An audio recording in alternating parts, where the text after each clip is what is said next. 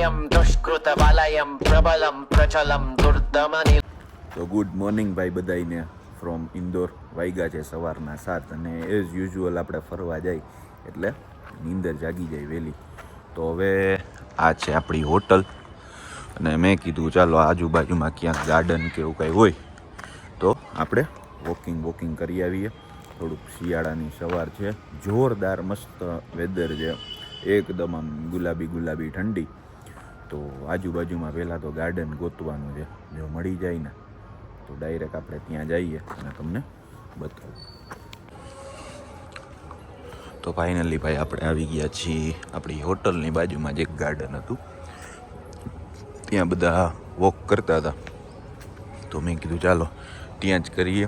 એકદમ જોરદાર છે માહોલ. અને બેકમાં જો તમે ધ્યાનથી સાંભળો ને તો હનુમાન ચાલીસા સંભળાય. તો અહીંયા આસપાસ ક્યાંક મંદિર હોવું જોઈએ, કારણ કે હનુમાન ચાલીસા વાગે છે અને જોરદાર વાગે છે. સાંભળો.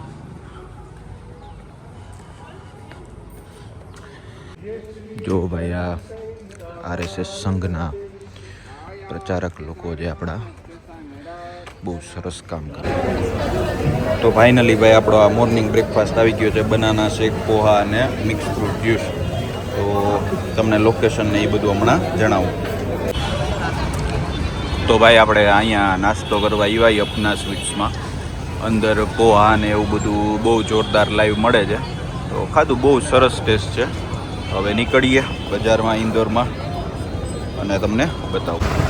તો ફાઇનલી ભાઈ આપણે નીકળી ગયા છીએ ઇન્દોરની બજારમાં ચક્કર લેવા. હવે જાય છીએ એકાદો મોલ ને ત્યાં કપડાં વપડા ને એવું બધું જોશે, કારણ કે આપણી ટ્રેન થઈ ગઈ છે 8 કલાક લેટ. તો હવે કાલે સવારે ઉજ્જૈનથી 8 વાગે આપણી ટ્રેન છે અને હવે આપણી પાસે છે બહુ બધો જાજો ટાઈમ. એટલે હવે આપણે છે ને જાય છીએ ઇન્દોરના મોલમાં એકાદા કપડાની ખરીદી કંઈક કરીએ. અને જો તમને બતાવતો રહો, આ એમનેમ તો ક્લીનેસ્ટ સિટી નથી કહેવાતું, ખરેખર ક્લીન છે ભાઈ.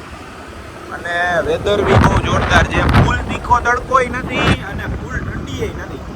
અત્યારે બહુ જોરદાર છે, પણ રાતે જે ઠંડી હતી ભાઈ, ઓહો બહુ આમ ખતરનાક.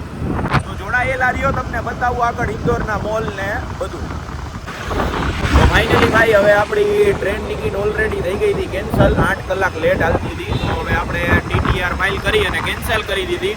અને હવે આપણે બસ કરી છે બુક ઉજ્જૈનથી, જે છે સાંજે 7 વાગ્યાની અને ઓલરેડી અત્યારે વાગી ગયા છે 3. હવે ફટાફટ ઉજ્જૈન જઈએ, 2 મંદિરના દર્શન બાકી છે એ કરીએ અને પછી તમને આગળ બતાવું. હજી અમારે બેગ લેવા જવાના છે, હોટલે આપણે બેગ પડ્યા છે. તો પહેલાં બેગ લઈ લઈએ પછી તમને કહું. તો ફાઇનલી ભાઈ આપણે પહોંચી ગયા છીએ એક મંદિર આપણે જ્યાં બાકી હતું, કાલ ભૈરવે. વાગ્યા છે આજના 5. હવે જોઈ કેવો ટ્રાફિક છે, શું છે શું નહીં, પહેલાં એ જોઈ લઈ પછી દર્શન કરવા જવાનું કે એ વિચારી. કારણ કે આપણી 7 વાગ્યાની તો છે ને ટ્રેન છે અને લાઈન જોવી પડશે કેટલીક લાઈન છે શું છે. જો ભાઈ આ કાલ ભૈરવ મંદિરે પહોંચી ગયા આપણે અને ટ્રાફિક જોવો તમે, આમ 2-3 કલાકે વારો આવે એવી સ્થિતિ છે. હવે કાંઈ આપણે ભેગું થશે નહીં એટલે નીકળવાનો વિચાર કરીએ છીએ. અહીંયાથી દર્શન કરી લ્યો. જય કાલ ભૈરવ દાદા, રક્ષા કરજો. તો ભાઈ દર્શન તો ન થયા, પણ અમે બહાર આવીને 2 વાયુ પાપડ ને કાકડી ને જામફળ ને એવું બધું ખાઈએ.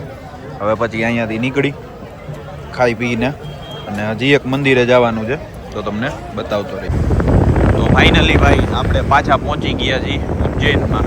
તમે ખાલી આમ વેધર જેવો જે આકાશ લાગે છે બહુ જોરદાર, ટુ ગુડ. હવે અમે જઈ છીએ આ સ્કૂટીને દિવાળીયાથી ભાડે લીધું ત્યાં દઈ આવી અને પછી આપણી જે બસ જાય બસ સ્ટેન્ડે.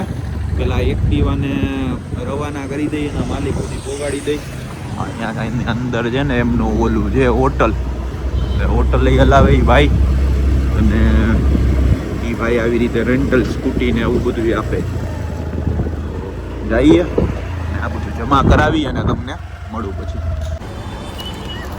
આ છે ભાઈ ઉજ્જૈનનું નાના ખેડા બસ સ્ટેન્ડ. અહીંયા નકરી બસો પડી, નકરી બસો. અહીંયા જેટલી બસો એટલી જ સામે બારેય બસો એટલી, તો બધી જેટલી બસો હોય ને એ બધી અહીંયાથી જ ઉપડે. અને આ છે આપણી પ્રિન્સ લખેલી આપણી બસ પિંક કલરની, જેમાં હવે આપણે જવાનું છે રાજકોટ. તમને દેખાડવા ભાઈ, તમે બસ જોવો ખાલી, જોરદાર. પિલ્લો, પછી બ્લેન્કેટ આપ્યું છે ને ફૂલ અહીંયા પ્રાઇવસી, કેમેરા બધું જોરદાર છે. બસનું કામ ઊંચું છે, આખી પિંક છે, એકદમ જોરદાર. તો હવે હજી વાગ્યા છે 6:15, હજી આપણી 6:45 છે ઉપડે. તો ફાઇનલી ભાઈ આપણે બસ એક સ્ટોપ લઈ લીધો છે અહીંયા 4 ભુજા હોટલ કરીને, જાંબુઆ પાસે છે. તો હોટલ તો આમ દેખાય છે સરસ, પણ આપણે છે ને જાજુ કાંઈ એવી ખાવાનું થતું નથી.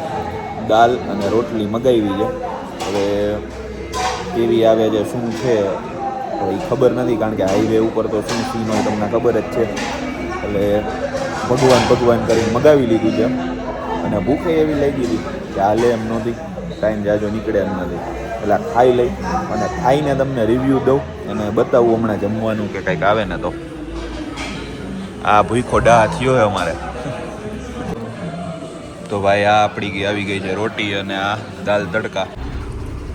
તો આ છે ભાઈ આપણી કંઈક હોટલ, જેમાં નામ ઠામ બહારથી તો નથી લખ્યું, પણ અંદર છે.